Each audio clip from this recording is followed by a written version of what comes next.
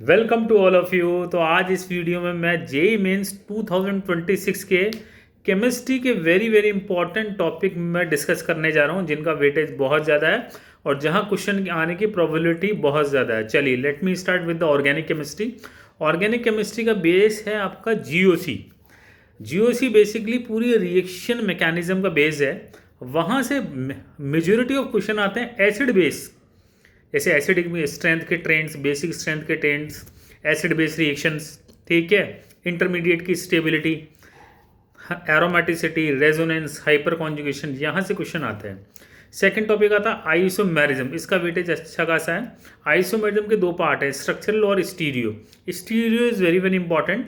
उसमें ऑप्टिकल और ज्योमेट्रिकल में से आते हैं काफ़ी क्वेश्चंस। एक टोटल आइसोमर्स के काफ़ी क्वेश्चन आते हैं एग्जाम में, है ना। जैसे आपको एक मॉलिकुलर फॉर्मूला दे दिए, उसके टोटल आइसोमर्स इंक्लूडिंग स्ट्रक्चरल और स्टीरियो आपसे पूछ लिए, वहाँ से क्वेश्चन आते हैं। स्ट्रक्चरल में से टॉटोमेरिज्म सबसे ज़्यादा इंपॉर्टेंट है। चलिए फिर आते हैं हम हाइड्रोकार्बन। हाइड्रोकार्बन में देखो alkene is very important. Alkene की मेन रिएक्शन इलेक्ट्रोफिलिक एडिशन, जैसे halogenation, halogen, water, HBO, oxymercuration, demercuration, ठीक है, यहाँ से काफ़ी क्वेश्चन आते हैं। फिर आता है आपका एल्डिहाइड और कीटोन। इसकी क्या नेम रिएक्शन वेरी इंपॉर्टेंट है, जैसे aldol, Cannizzaro, Perkin condensation, cyanohydrin formation, hemiacetal formation, sodium bisulphite, यहाँ से काफ़ी क्वेश्चन आते हैं।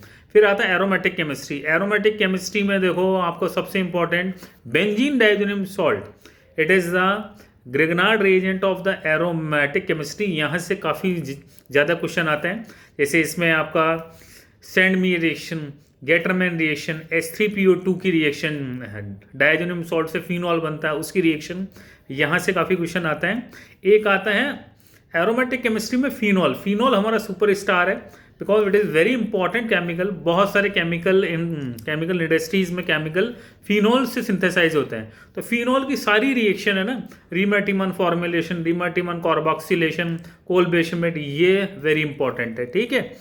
फिर आते हैं हम एल्काइल हैलाइड। एल्काइल हैलाइड में देखो चार reaction mainly, SN1, SN2, E1 और E2। यहाँ से काफ़ी क्वेश्चन आते हैं। एक SN1 और है ना E1 का, और SN2 E2 का competition, nucleophilic substitution versus elimination, यहाँ से काफ़ी आते हैं क्वेश्चन, ठीक है। चलिए फिर हम आते हैं एल्कोहल ईथर। एल्कोहल ईथर की तो देखो मेनली रिएक्शन SN2 होती है।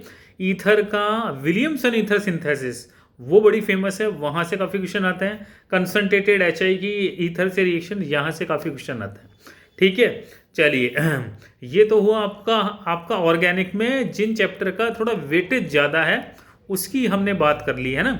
और इसी में एक और है बायोमोलिक्यूल। बायोमोलिक्यूल में देखो carbohydrate, amino acid, protein, fat, vitamin. Biomolecule में थ्योरेटिकल क्वेश्चन बनते हैं, तो ये भी आप अच्छे से कर लें क्योंकि थोड़े से आसान है ना, रिलेटिवली आसान है, ये आसानी से सॉल्व कर लेंगे।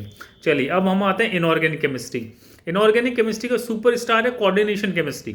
वहाँ से काफ़ी क्वेश्चन आते हैं। कोऑर्डिनेशन केमिस्ट्री में देखो आइसोमेरिज्म में भी ज्योमेट्रिकल और ऑप्टिकल में से आते हैं काफ़ी ज़्यादा क्वेश्चन। IUPAC नेमिंग और कोऑर्डिनेशन कंपाउंड की जो बॉन्डिंग की थ्योरीज होती है, specially CFT, crystal field theory, जहाँ वो स्प्लिटिंग होती है ऑक्टाहेड्रल और टेट्राहेड्रल कॉम्प्लेक्स में, वहाँ से काफ़ी क्वेश्चन आते हैं। सेकेंड टॉपिक है chemical bonding, very important. Chemical bonding में जैसे डायपोल मोमेंट हुआ, वैलेंस बॉन्ड थ्योरी हुई, MOT में बॉन्ड ऑर्डर कैलकुलेट करना, बॉन्ड लेंथ कैलकुलेट करना, स्टेबिलिटी, रिलेटिवली स्टेबिलिटी हम कैलकुलेट करते हैं, वो आना चाहिए आपको, है ना। हाइब्रिडाइजेशन वेरी इंपॉर्टेंट, जहाँ से क्वेश्चन आने की बहुत ज़्यादा पॉसिबिलिटी है। और वेस्पर थ्योरी, यहाँ से क्वेश्चन आता है। फिर आता है पीरियोडिक टेबल। पीरियोडिक टेबल देखो पूरी केमिस्ट्री का आपका बेस है because it is the fundamental block of the chemistry. Fundamental block elements से बने और एलिमेंट्स जो है वो पीरियोडिक टेबल है।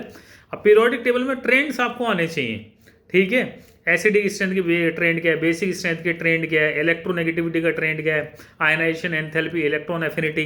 पीरियोडिक टेबल से ही लिंक्ड 3-4 चैप्टर और है। देखो D एंड F ब्लॉक, ये पूरा इसके ऊपर बेस्ड है। P ब्लॉक 13 to 18 ग्रुप इसी के ऊपर बेस्ड है। जैसे P ब्लॉक में इनर्ट पेयर इफेक्ट होता है, ये इसमें से आते हैं काफ़ी question. D and F block, D block की सबसे इंपॉर्टेंट प्रॉपर्टी है कलर। कोऑर्डिनेशन कंपाउंड के कलर की इंपॉर्टेंट प्रॉपर्टी आती है, किसका क्या कलर है वो आना चाहिए। F ब्लॉक में जो लेंथेनाइड, एक्टिनोइड का है, इनका आपको इलेक्ट्रॉनिक कॉन्फ़िगरेशन आना चाहिए, ठीक है। तो 3 चैप्टर तो वेरी इंपॉर्टेंट है, कोऑर्डिनेशन केमिस्ट्री और केमिकल बॉन्डिंग और पीरियोडिक टेबल। पीरियोडिक टेबल का ही डायरेक्टली लिंक्ड हमारा डी एंड एफ ब्लॉक और पी ब्लॉक से है ना। ये आपके वेटेज ज़्यादा इनऑर्गेनिक में। अब लास्ट हम बात करते हैं फिजिकल की। फिजिकल में देखो सबसे इंपॉर्टेंट टॉपिक है mole concept, some basic concept of chemistry because it is the backbone of the chemistry. Mole concept के ऊपर बेस क्वेश्चन आ जाएंगे, जैसे आपके पास ग्राम में अमाउंट दे दिया, इसमें नंबर ऑफ एटम्स कितने हैं, मॉलिक्यूल्स कितने हैं वो पूछ लिया, है ना। एलआर लिमिटिंग रिएक्टेंट का कॉन्सेप्ट आता है ये, ठीक है। सॉल्यूशन, लिक्विड सॉल्यूशन में से काफ़ी ज़्यादा क्वेश्चन आते हैं। अच्छा क्वेश्चन, अच्छा चैप्टर है और काफ़ी ज़्यादा आसान है, ऐसी बात नहीं है। कॉलिगेटिव प्रॉपर्टीज़ है इसमें एक तो मेन, और एक कंसंट्रेशन टर्म है जहाँ से क्वेश्चन आता है। फिर आता है इलेक्ट्रोकेमिस्ट्री, ये भी बड़ी अच्छी एप्लीकेशन है और अच्छा चैप्टर है जहाँ से एसआरपी एसओपी वैल्यूज़ के क्वेश्चन आते हैं, इलेक्ट्रोकेमिकल सीरीज़ के क्वेश्चन आते हैं, नर्न्स इक्वेशन में से काफ़ी क्वेश्चन आते हैं, गिब्स फ्री एनर्जी और ई नॉट सेल में रिलेशन में काफ़ी क्वेश्चन आते हैं, और एक लास्ट में इसमें कोरोजन ऑफ आयरन, वहाँ से भी क्वेश्चन आते हैं, ठीक है। इलेक्ट्रोकेमिस्ट्री हुई, ये हुई। अब आते हैं 11th के पोर्शन में, इसमें केमिकल और आयनिक इक्विलिब्रियम में ज़्यादा इंपॉर्टेंट आयनिक इक्विलिब्रियम है, जहाँ से पीएच रिलेटेड क्वेश्चन आते हैं, जैसे दो को मिक्स कर दिया, पीएच की वैल्यू आप बताओ, और इसके अलावा बफर सॉल्यूशन में क्वेश्चन आते हैं, है ना। केमिकल इक्विलिब्रियम में डायनेमिक इक्विलिब्रियम जो है उसकी प्रॉपर्टी आनी चाहिए, डिग्री ऑफ डिसोसिएशन आना चाहिए आपको, है ना। केपी और केसी में रिलेशनशिप, केपी केसी के ऊपर बेस्ड काफ़ी क्वेश्चन आते हैं, डन है। अच्छा, इसके अलावा थर्मोडायनेमिक्स तो थोड़ा सा कम आता है क्वेश्चन इसमें से, थर्मोडायनेमिक्स से, ठीक है। और यही है फिजिकल में, मेनली इन्हीं में से ज़्यादा क्वेश्चन आते हैं। तो ओवरऑल मैं एनालिसिस करूं, ऑर्गेनिक का वेटेज सबसे ज़्यादा है, फिर उसके बाद इनऑर्गेनिक का, फिजिकल का थोड़ा सा रिलेटिवली कम है। और इन टॉपिक्स पे ध्यान देंगे तो आपको काफ़ी ज़्यादा हेल्प मिलेगी। और एक और बात फाइनली, देखो जेईई मेन के सिलेबस में है ना आपके 20 यूनिट्स हैं, 20 यूनिट।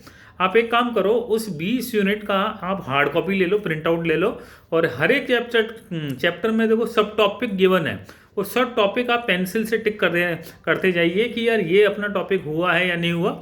उससे भी आपको काफ़ी ज़्यादा कॉन्फिडेंस आएगा, क्योंकि एनटीए क्या है, जो सब टॉपिक्स हैं उसमें से क्वेश्चन आने की प्रोबेबिलिटी बहुत ज़्यादा होती है, तो वो भी आप करेंगे ना तो आपको कॉन्फिडेंस बूस्टअप होगा। और आई थिंक सारा गेम हमारा कॉन्फिडेंस का, जितना कॉन्फिडेंस हाई है उतना ही हमारा ज़्यादा स्कोर आने की प्रोबेबिलिटी ज़्यादा है।